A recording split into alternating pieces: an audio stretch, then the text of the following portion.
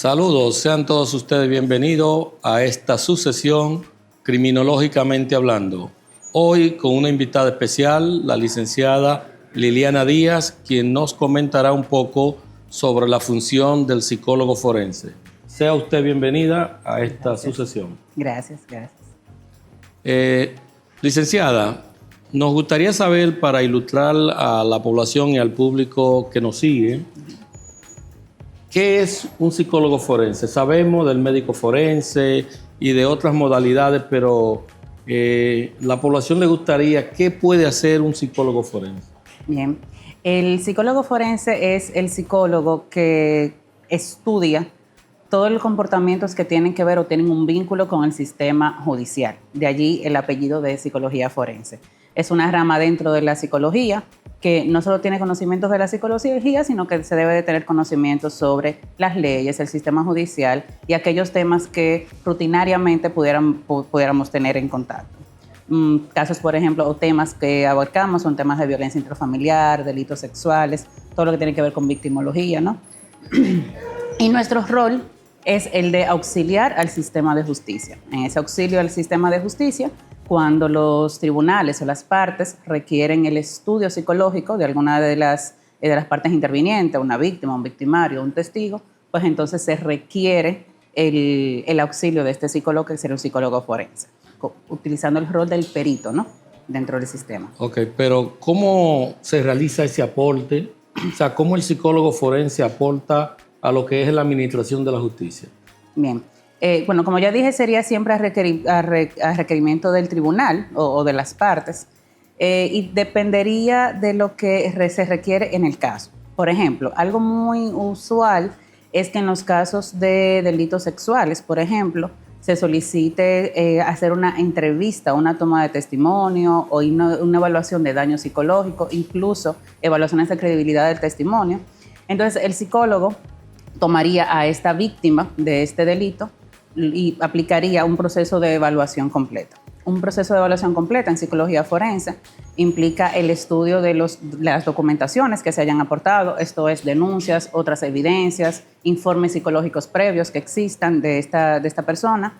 Luego se entrevistaría al sujeto, se le aplicarían pruebas psicológicas, pruebas psicométricas, para luego hacer el análisis forense que lleve a arrojar aquellas conclusiones que es lo que ha solicitado, en este caso, el tribunal o los abogados de parte.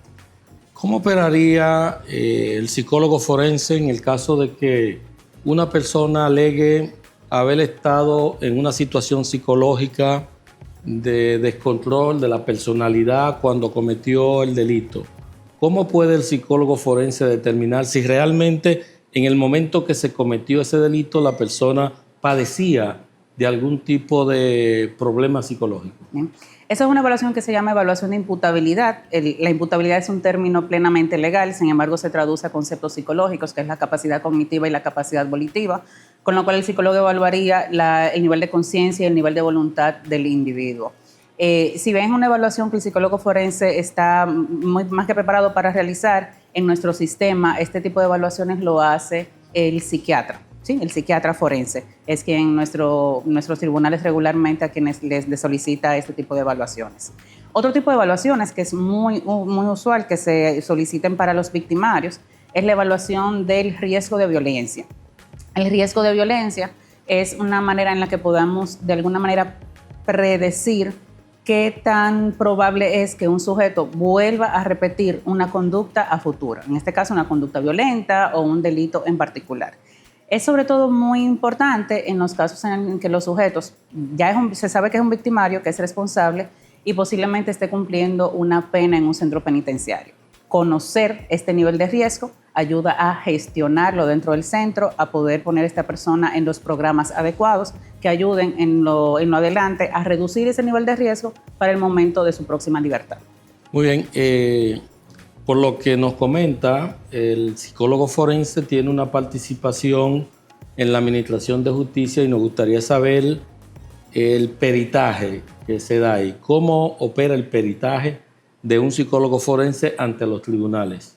Bien, como ya le decía, el trabajo del psicólogo forense es muy similar al trabajo de un psicólogo clínico desde el punto de vista de la evaluación.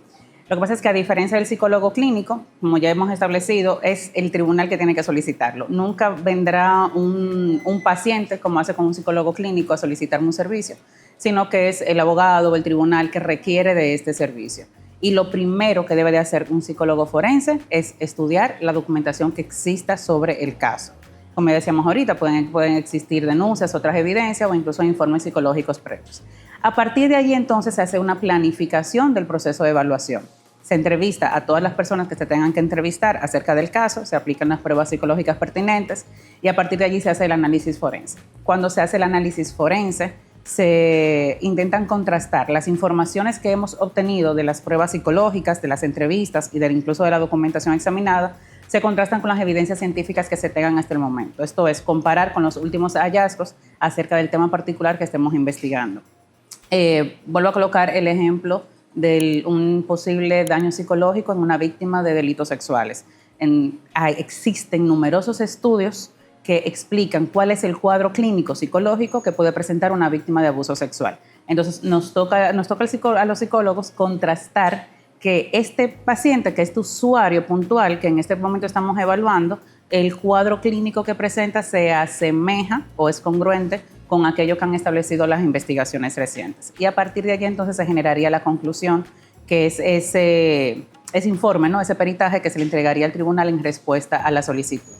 Y luego de entregar el peritaje, existe también la posibilidad de que seamos llamados a interrogatorio el día del juicio, ¿no? Del final, para entonces nosotros ser sometidos a interrogatorio y contrainterrogatorio por la otra parte.